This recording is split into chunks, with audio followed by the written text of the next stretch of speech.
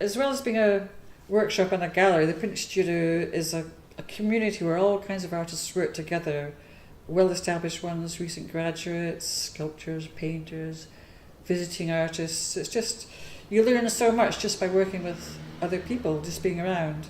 This is a place where I could learn printmaking in a relaxed atmosphere with other people, and yeah, I just felt at home. The Glasgow Print Studio has been my art school because my first degree is in biology, so I learnt etching, screen printing, woodcut, lithography through various evening courses, but I'm self-taught in digital printmaking. I started off as a photo etching, so a photo etch onto a copper plate, then a hard ground, then dry point, and hand colouring with watercolour. That's the main techniques I've used. Yeah. The title of the print is It's Still the Same Old Story.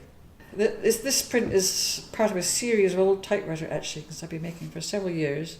This particular etching is inspired by an 1876 Scholl's Glidden typewriter that I recently saw in the National Museum of Scotland.